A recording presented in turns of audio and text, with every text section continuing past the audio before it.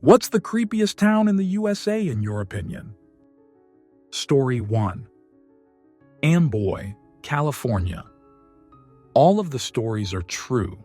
I lived out in 29 Palms while my husband was stationed there a few years back. I heard stories of people getting run off the road, people pretending to have gotten in a car crash so you stop and help, candles being set up in the middle of the road, etc. His chain of command even had a meeting with them before the Marine Corps ball about not stopping on Amboy because of how dangerous it was. I worked out there too, and I know at least 10-15 bodies have been found in the last few years. Story 2. It's barely a town anymore, but definitely Mineral Springs, Missouri. It was once a bustling town with a famous hot spring, but it dried up. Now various people live in very old houses with no electricity. No one knows their names, but they send one person into town a month for groceries. If you're there very long at all, they will shoot at you. Story 3. Gotta say it. My wife and I were vacationing in Bar Harbor, Maine, and decided to drive to the easternmost point in the U.S. So we made it Lubec, Maine. It was kind of foggy and looked totally deserted. I get Stephen King novels now. Story 4. Pitcher, Oklahoma. Abandoned lead mining town that produced most of the lead for the world wars. The town is riddled with sinkholes from poor mining practices and is the largest EPA Superfund cleanup site. It's now abandoned from a combination of people dying of lead poisoning, orange sulfuric acid waters, and a large tornado a few years ago. Story 5. Elgin, Kansas. The motto of the town is, "A town too tough to die." A person told me a story about a time they stopped there on a cross-country motorcycle trip. When they parked, they could see people peeking round the corners of buildings. Shortly after, a woman in an old dirty wedding dress came around a building pushing an old Victorian baby stroller. There wasn't a baby in the stroller, it was a toy baby. There are trees growing out of buildings. The main street is an out-of-place, super wide, brick road for herding cattle through the town back in the way back times. For such a small town of nothing, in the middle of nothing. It was for a short time one of the world's busiest cattle shipping towns. It's a creepy place. Edited. Town motto. Still, just as cool. Story 6. Peaker, okay? It's an EPA Superfund site that was being cleaned up and bought out. The town was dying literally and figuratively. Then a tornado came through and took care of enough that whoever had remained left. Now it's a ghost town. Edit. Peacher, not pitcher. Answer. We drive through there when we go up to KS time to time. It's real freaky. There's huge piles of dirt and stuff from the mining from WWI. Just mounds of toxic material that anyone could easily get out and walk to. And there must have been a fire or something at some point, because there are a lot of burnt grass patches and burnt homes. And there's a memorial to the high school. It's a different kind of eerie. It was a huge producer of metals for bullets during WWI, and yet, 100 years later, it's barely a blip on even a county map. Story 7. I've traveled through a lot of tiny little back towns all around the western U.S. In southeastern California, the towns up the west shore of the Salton Sea have a unique kind of eeriness I've never felt anywhere else. Towns like Salton City, Desert Shores, and Oasis. The Salton Sea, for those unfamiliar, is an inland body of salt water. Back around the 1960s, a bunch of little resort towns popped up along its shores. But sometime in the 70s or 80s, a combination of agricultural runoff and wild variations in the salinity of the sea caused fish to die off in massive numbers. The stench of rotting. Fish pretty well eliminate the tourism industry, and the towns along the sea have never recovered. They're not quite ghost towns. There are still a few thousand people living in each of the cities I named. but they're only a fraction of the population they once had. I could definitely feel sort of a depressing weight on the towns, and the dead fish smell is still to this day a constant presence all along the seashore. Answer: I went on a road trip and passed through the Salton Sea area mostly by chance, and it was by far the most stunning, strange, and memorable part of my trip. It wasn't creepy per se, although I wouldn't want to be there at night, but there was something unnerving about it for sure. Also, I was there at sunrise, so seeing the sun going up over a huge body of water, when living on the West Coast usually means only sunsets over water that large, that was neat to see as well. Being able to see the dry riverbeds where people used to park boats next to their houses, and now it's all dirt.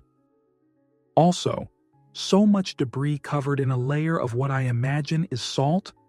If you like seeing unusual, non-touristy things, I would actually recommend giving the area a visit.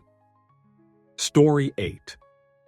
Trona, California, hands down for the isolation, ruin, and inhospitable environment.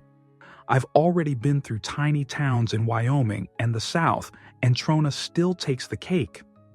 It started as a company town in the early 1900s in a far isolated corner of the Mojave Desert. All that exists is a chemical plant that processes borax. It's old and rusty and it stinks. It looks like the hills have eyes in Fallout New Vegas. Only like 1,500 people live there, and most houses are burned torn down. It's miserably hot and incredibly isolated, as it's 3 hours away from any large metropolitan area like Bakersfield. The drive there is through a vast, empty, infinite desert with no cell phone signal.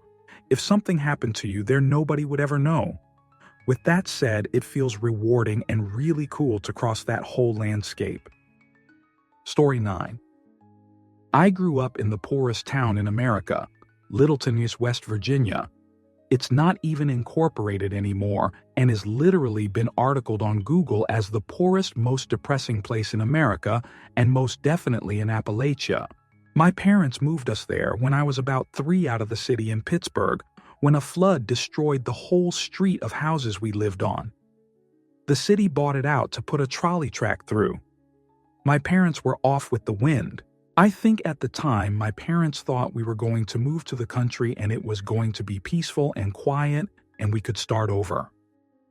Between the opiate epidemic, the poverty levels, and the reality of living in such a rural area with limited access to close jobs and stores was far different. I wouldn't change it now that I'm grown, but I definitely saw some things that fit the Appalachian uneducated narrative, trauma, and bad parenting, etc. However, though, I also met many people who are incredibly kind, well-educated, well-rounded human beings. And I do not think that the stereotype is fair.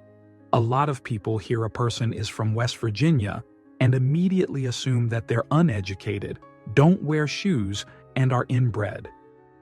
Living in a shack with no electric. Sadly, not true at all, and all of those things can be relevant in other places across the world. But Littleton, West Virginia, definitely is a wasteful black hole of a place, and not a pleasant place to grow up by any means. Answer: thank you for this. My grandmother was born in WV, daughter of immigrant coal miners, and while I've never lived there, I've spent just enough time there to sense the pride West Virginians have in their state. My great-grandparents left after his brother died in a cave-in and their toddler daughter died of pneumonia. He carried her for miles through a snowstorm and couldn't get her to a doctor in time. They moved to Warren, Ohio for a less tragic life and went to work in the steel mills. I can't even imagine this level of hardship. Story 10. As you can tell from reading this thread, the entire Mojave Desert, from Las Vegas to the Salton Sea, is all fudge terrifying. A blasted hellish moonscape full of the weirdest goddamn people on the planet. A zombie outbreak would actually improve the place. Story 11. Don't know its name, but it was around an hour past Vegas. I was working Warp Tour and we stopped for gas at like 3 a.m. This place had giant bugs that swarmed you and left silver dollar-sized welts on your skin. Fudge that city. Story 12. I stopped in Coeur d'Alene, Idaho on a road trip 2 years ago. Downtown doing a little sightseeing on foot, and I approached a four-way intersection. 3 matching black SUVs pulled up to the stop sign, blackout tinted windows, and full-length Punisher logos on their hoods. The lead car stopped, and someone passenger side rolled their window down just far enough that I could see a ball cap and a pair of sunglasses. Stared me down for a few seconds and drove on. The whole experience felt so far off, I went back to my car and left. Later, I did an internet search on the town and found info on the Aryan Nations compound, the bombings, arsons, attacks on Jewish businesses, and the America First white supremacists that still operate there. Story 13. That tiny town where they cut the baby out of the pregnant lady. Or the tiny town where the kid disappeared into thin air and there was a 10-wire hunt with 0 clues. Or the tiny town where there is an arson every time they clear the prior arson. No clues, just have to leave burned houses standing. Or the tiny town where 2 kids drowned in the same spot within 3 years. Or the tiny town where they shot a man in broad daylight on Main Street with a few dozen people shopping and at the bar, yet no one saw a thing. Oh, wait. All of these are Skidmore. There is no competition. It is Skidmore. Story 14. Garberville, California. We took a trip around summer 1998 to see the redwoods in Humboldt County and made the mistake of stopping in Garberville for food and gas. At the subway, the people working seemed incapable of getting our order correct, and when I went to the men's bathroom, I found a young woman dressed like she'd come from a 1970 rock festival, passed out in her own vomit with a syringe in her arm. I ran to get the subway manager to call an ambulance. He says to me, "This happens all the time," and then did nothing. I had to convince him to call an ambulance. One of the subway employees said she also worked as a home health aide, and she slowly got up from a chair and went to help the woman. My wife and I went outside and waited for the ambulance, but 2 cops showed up first. They talked to me for a couple minutes, and at one point when I said I wasn't used to finding women OD'd in a restaurant bathroom, he said, "You've never been to Garberville, have you?" The ambulance pulled in, and my wife and I left. No one had made our food, and I just wanted to get out of there. We stopped at a small grocery store next to a gas station, and we bought some snacks after getting gas, and when I commented to the checkout guy that I liked the look of the mountains around the town, he says to me without looking up, "You don't go up into the mountains. You do, and they'll eliminate you. Don't go up into the mountains." Everyone in the store was looking at me weirdly, and it was like they were all out of central casting for 70s Commune Cult member. We got the hell out of Garberville. Later I learned that the mountains around Garberville were packed with then illegal cannabis farms, and the whole town was like Stoner Central, creepy beyond belief. My wife and I still talk about this 25 years later. Story 15. Covington, VA. I've told this story before, and I'll tell it again. A few years ago, I worked as a subcontractor to banks. I was the guy who would knock on your door and tell you to call your bank on a missed payment. Anyway, I was driving in a new job territory, and as I'm driving down the road, all of a sudden, I come upon a massive fog bank. It takes a good 5 minutes to drive through it. Then once I reached the other end, it was like someone just cut the fog with a knife. It suddenly ended, and it's stone cold quiet. I mean, I even stopped my car and listened. No birds, no wind, no sound. Feeling creeped out, I slowly drive a bit more and come out on top of a mountain looking down into the city valley, and it smells like hot dog water. I didn't know it then, but that was due to the paper factory. As I drove into town, it was just one storefront closed after another. It all felt like a Stephen King movie. The whole town seemed like a zombie insect, dead but still moving somehow. As if all that wasn't enough, the cherry on top was seeing a few Nazi flags flying in front of people's houses. After seeing those, I got out of there as fast as I could. Story 16. Centralia, Pennsylvania. There is an underground mine fire through coal veins that's constantly spreading and emitting noxious fumes. On a road trip once, we wanted to see it, so ran around and explored. They paid everyone to move away, so it's a ghost town with only the cemetery and streets remaining. Story 17. The village of West Clay, Carmel, Inn. Not even remotely dangerous. It is the creepiest perfect little town that screams Stepford Wife or Truman Show. The houses are built to look antique.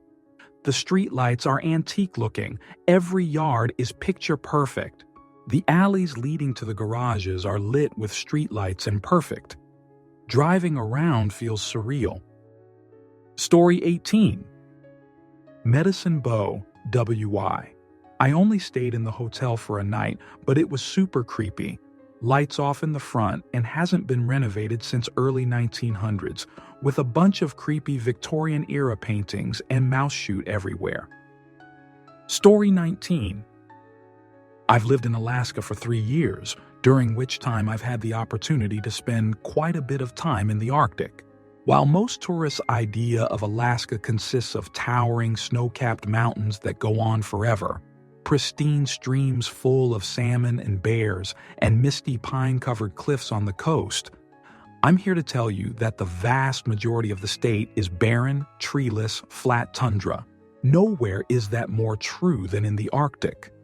And while there's plenty of Alaskan villages that could outdo the weirdest that the lower 48 has to offer, there's one place that stands out in my mind as far and away the worst and simultaneously the creepiest, and that's Prudhoe Bay.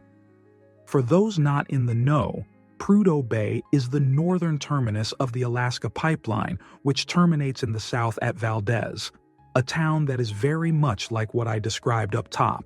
Prudhoe Bay, however, is basically just an oil refinery parading as a town, and that wouldn't be terribly uncommon or even noteworthy in the lower 48 itself, except that Prudhoe Bay is not a refinery. It's a series of buildings and giant wells on top of the U.S.'s largest oil field, which is twice the size of the second largest. So, there's what I can only describe as something that resembles a Team Fortress 2 map, minus the fun, sitting in the middle of endless tundra with the most haphazard, dilapidated, wind-whipped buildings surrounding it. Google image search it to see what I mean. In fairness, I've only seen it in the summer when all its blemishes are on full display in the balmy 38-degree daytime highs. In winter, I imagine that the snow just completely envelops everything except the largest oil tanks and towering wells. The workers, who get paid extremely well to go work there, live in tightly packed trailers or 3 to 4 story buildings on stilts in the mudflats, surrounded by the constant drilling. It looks like a giant cargo ship ran aground there abruptly, and all of its random cargo got catapulted onto the land, and wherever it happened to land, that's where it stayed forever. You expect the weather to be cold, but Prudhoe Bay doesn't just stop there. It's usually extremely foggy and windy, which picks up the silt on the tundra in summer and adds to the fog. I already described summer temps. Winter conditions there might as well be on Neptune. It's hard to believe that anyone can ever work outdoors in the kinds of conditions they see there. For reference, I just looked up tomorrow's weather for Prudhoe Bay. The high is 8 degrees at the end of April. And once you leave the relative safety and civilization of Prudhoe Bay, there's nothing. I don't mean that the way some people describe there being nothing on the outside of a given town. At least in those cases, there might be a tree or a hill, maybe even a couple scattered houses. Once you leave Prudhoe Bay, the nearest town is about 200 miles away, and between the two is literally no thing. Forget trees, there are no plants, I guess. There's some grasses and lichens because somehow there's caribou, which means there's also their main predators, wolves and polar bears. And there's hundreds and hundreds of crater-like lakes that are all frozen over 10 months out of the year and mosquito fuckfests the other 2. And that's it. There is no shelter of any kind from any of these things. No elevation changes to speak of, except for the divots in the tundra that create said lakes. If you were somehow transported to the tundra between Prudhoe Bay and Utqiagvik, you should probably hope you brought a gun with 1 bullet. Add to this, purgatory on Earth, the fact that the sun doesn't rise for about 2 months in the depth of winter and doesn't set for 2 months beginning in the next few weeks and lasting into July. The conditions are absolutely maddening. I don't care what anyone says, human beings are not meant to live in that part of the planet. Everything there wants you dead, and yet people happily travel there to work the oil fields in the planet's most brutal conditions, because Prudhoe Bay's god-awfulness stands as a testament to what Americans will do to keep driving our cars. Story 20. Peru, Indiana. Maybe more soul-crushingly depressing than creepy, but it was a little unsettling driving through it to see maybe 1 open business for every 10 boarded-up, dilapidated houses and buildings. How do they stay open? Who lives here? Where are the people? Any people? These are questions I never got an answer to. Story 21.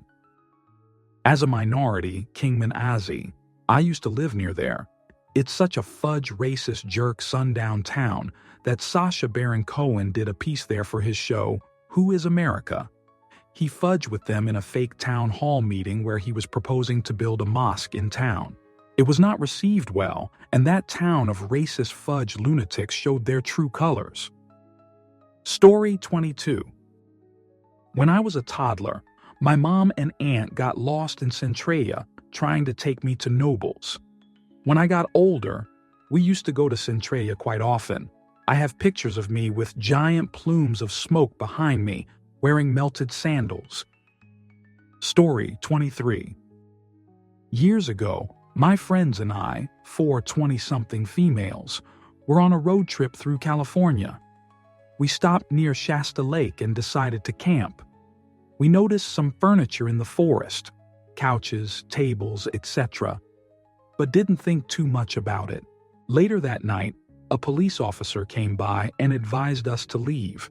He said it wasn't safe and was a very high crime area. It was late, so we stayed for the night and got out first thing in the morning. We heard screaming and loud noises all night long. That memory still haunts me. Story 24. The skeletal remains of what used to be the Catskills Resort area in upstate NY. Many of the towns from Monticello and Liberty, up through the outskirts of Albany, Borscht Belt, in other words. I was last there 12 to 13 years ago. There were scattered Chinese buffets, gas stations, and dollar stores. Not much else. Maybe the odd Walmart. Story 25. I don't know the town anymore, or even the exit. But I was driving a box truck full of equipment from Des Moines to Kansas City. I needed gas, so I pulled off on an exit that I saw a gas station at. In fact, the gas station was the only building at this exit. As I pulled into the gas station, a few things stood out to me. 1. The prices were a little low. Not terrible, but lower than could be expected on the manual sign. 2. There were no vehicles at this gas station, at all. 3. There were 14. Somehow my brain rapid counted this as alarm bells went off, rocking chairs on the front of the gas station, all occupied by people who were mostly holding shotguns, rifles, and every one of them looked up at me in unison when I started to pull in the lot. I immediately turned out the other entrance of the gas station and went to the next exit, which had a normal gas station. I considered asking the clerk WTF was up with the last exit, but decided against it, paid for my gas, and left. By the time I was going back to Des Moines, it was dark, and I was not trying it again. I have so many questions of this random exit. How did they get there without vehicles? Why were they all armed when I got back to work and mentioned it to my boss? He said there was no gas station at that exit. I had to be mistaken and refused to speak on it more. Story 26. Richford, Vermont. I was told try to have a good night by the girl at the corner store. I wondered why I needed to try. The door to my makeshift lodging building, along with the joining doors and the bathroom door, all had evidence of being kicked in. There was car window glass on the ground where I had to park my car. I felt like I was being watched. Story 27. Tucumcari, New Mexico.